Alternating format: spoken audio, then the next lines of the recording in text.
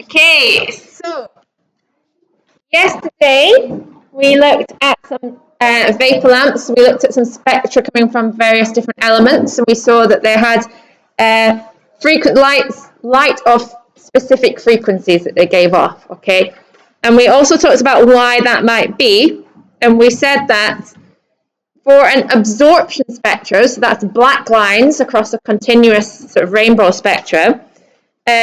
The reason that they're at certain frequencies is because those frequencies correspond to the energy gap between two levels, two energy levels, the electrons. So for an electron to go up to a higher energy level, a more energetic energy level, I should say, then they have to absorb some energy. They need some energy for them to be able to be moved up. So they absorb a photon, so that's a photon of light, of that energy, okay, the difference in energy, okay, and that energy corresponds to the frequency of light, okay, so it might be frequency of green light, okay, or it might be a frequency of orange light, depending on what it is, okay. So it has to be that energy difference. It can't be in between. Electrons can't exist in between levels, so it has to be the difference between two energy levels, okay. And remember that frequency and energy are related by this equation, E equals HF, Planck's constant times by frequency. Okay, so they absorb an electron in this one, sorry, they absorb a photon in this one, which means they take away the colour, so it ends up with a black line at that frequency. With this one, an electron's got too much energy, it wants to drop down to an energy level with less energy, so it gives out some energy. And that energy is in the form of a photon, and that photon is at that energy, the energy difference between the two levels, which is corresponding to a frequency, a specific frequency of light. Okay. So today what we're going to do is we're going to put numbers into this and do some calculations. So, yes, you can. So, when the electron moves from a high level to a lower level, energy is released in the form of a photon. This energy of the emitted photon is equal to the difference in energy between the two levels. So the energy and frequency are related by energy of the photon is Planck's constant times frequency, which is the energy of the higher level take away the energy of the lower level. So here is an example, well, we've got lots of different energy levels there. So we've got the ground state, and we've got energy 1, energy 2, energy 3. So this is one with the lowest energy, this is the one with the highest energy. Okay. Now, these photons can be emitted or absorbed, depending on which way the electron is going. In this case, we're emitting because it's going down the way. Corresponding with photons that are corresponding to the energy difference between two levels. So it could be between these two levels, or it could be between these two levels, or it could be between these two levels, or these two, or these two. Okay, so it's just between two levels because it can drop just one, but it could drop from E3 all the way down to E0. Okay, so it's the difference in energy between the two levels that it moves between. So you can see there that it shows us if it makes a little trip, so it only drops down to between two energy levels that are quite similar, so they're quite close together, then the energy of that photon released will be quite small, because the difference between these two is quite small. So the frequency will be quite small. So the wavelength will be longer, because remember, wavelength and frequency are related. So V equals F lambda. So as frequency, frequency is V over lambda. So if frequency goes up, wavelength goes down. So the longest wavelength of light comes from the smallest energy gap. And the shortest wavelength then comes from the biggest energy gap. And that would be the biggest frequency, the smallest wavelength. Okay. And the medium one will be somewhere in between. So most spectra contain bright lines and faint lines. The larger the number of excited electrons that make a particular transition, the more photons are emitted and the brighter the line in the spectrum.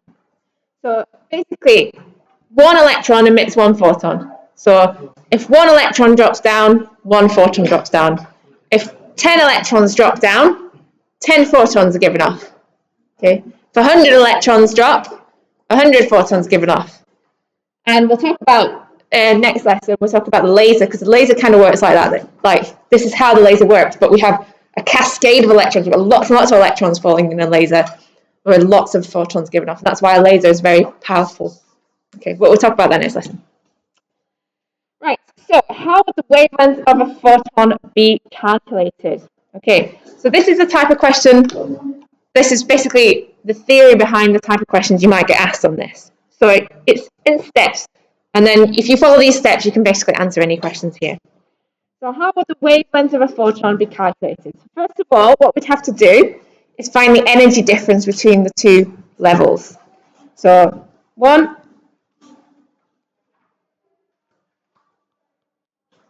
find the energy of the photon released.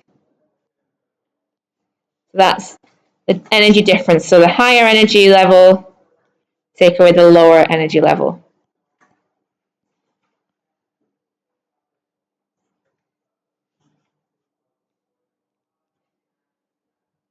Once you know that, you know the energy of the photon, you can work out the frequency of the photon. So find the frequency of the photon using E equals HF. H, Planck's constant, is just a constant. It's constant, so it doesn't change. So it's just going to be given to you, the Planck's constant. And then find the wavelength using V equals F lambda, where V is the speed of light, so 3 times 10 to the 8.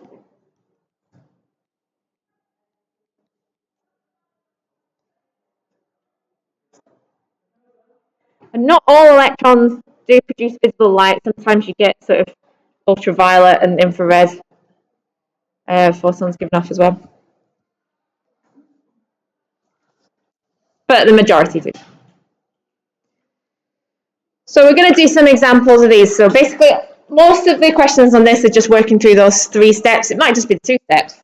So find the energy of the photon released. So highest energy level, take away lowest energy level. Find the frequency using E equals HF.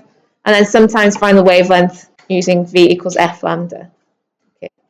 So although there's quite a lot to the questions, they are mostly just the same steps over and over again. Okay. Just leave that for a little bit. So the next example, there's a little bit that I need to change, but just have a read through it just for while we wait. Basically, what I want you to do is get rid of this 0 level. Shouldn't really be there.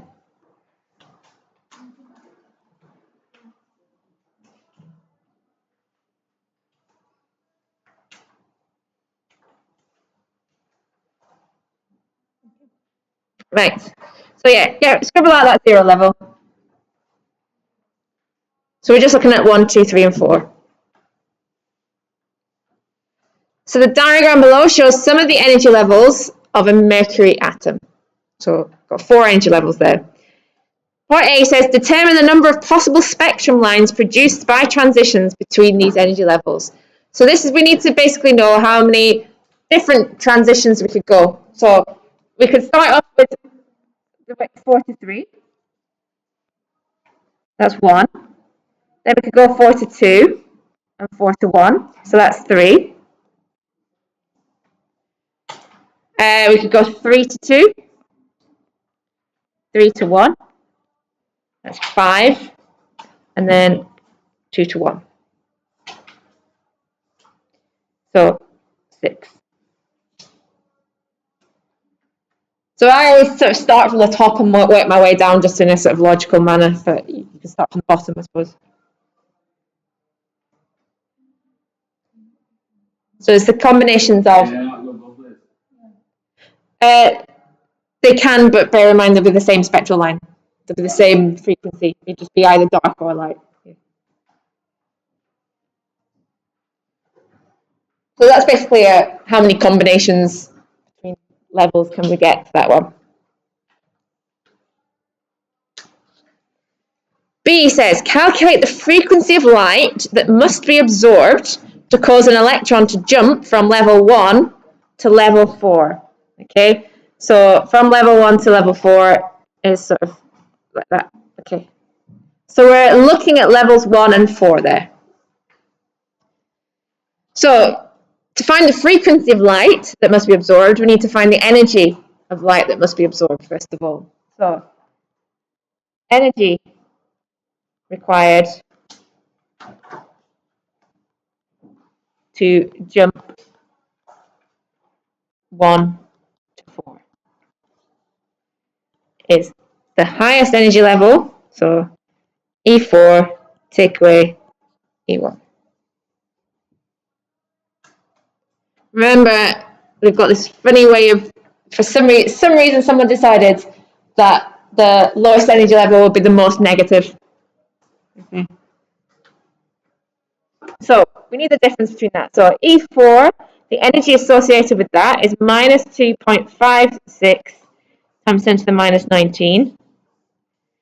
Take away the energy associated with E1, which is minus 16.64 times 10 to the minus 19. Okay, be careful with those signs. They can and easily get lost when you're doing these equations. So the difference in energy between those two energy levels comes to 14.08 times 10 to the minus 19 joules.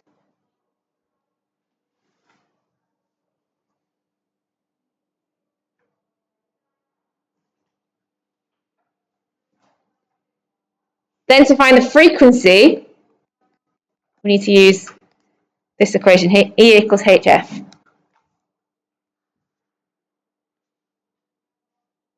So that energy, so 14.08 times 10 to the minus 19, equals Planck's constant, which you will be given, which is 6.63 times 10 to the minus 34 times by the frequency. So frequency is going to be 14.08 times 10 to the minus 19 divided by 6.63 times 10 to the minus 34, which comes to 2.12 times 10 to the 15 hertz.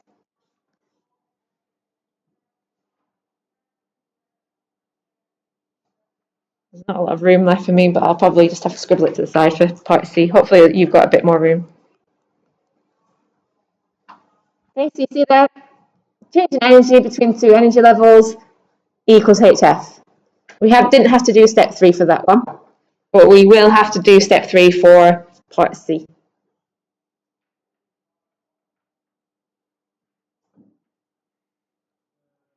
So part C, calculate the wavelength of radiation emitted when an electron moves from level 4 to level 2. So you've got the same 2 steps again, but then you've got the extra step on the end of it. Okay, so we need to find the energy difference. So E4 to E2.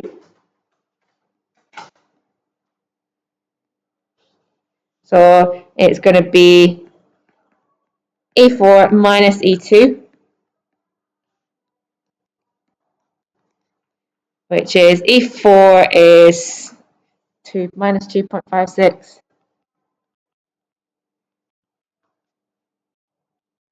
times 10 to the minus 19. Take away E2, which is minus 8.8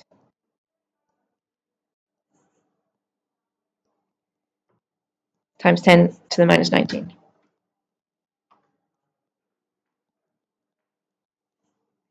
So the energy difference is 6.24 times 10 to the minus 19. I'm just going to carry on down here. Then you need to find the frequency from that energy difference. using E equals HF. So 6.24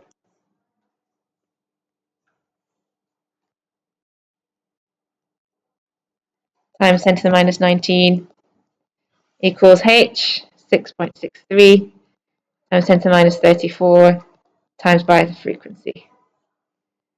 So the frequency comes to 9.41 times 10 to the 14.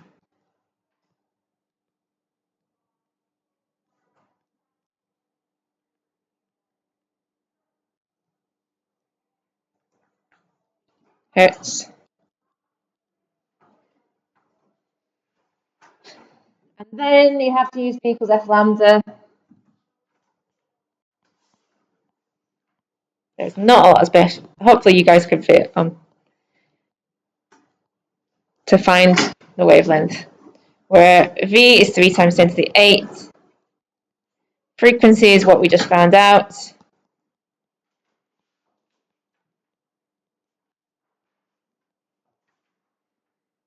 So the wavelength should come to eventually 3.19 times 10 to the minus 7 meters. Okay, so a lot of steps, but it's the same thing over and over again. Energy difference between the levels, E equals HF to find frequency, then V equals F lambda to find wavelength if you need to find wavelengths. Yep, that's it. That one, so the wavelength one will probably be a 5 marker because you've got to do the extra on top of it. But the one finding the frequency would just be 3 marker, 4 marker if you're lucky. Okay. Right, so so what I'd like you to do is do some practice on these. So in your question booklet, as I said, follow those 3 steps, you should be fine. Questions 23 onwards. Your data is given to you, you've got your Planck's constant given to you as well.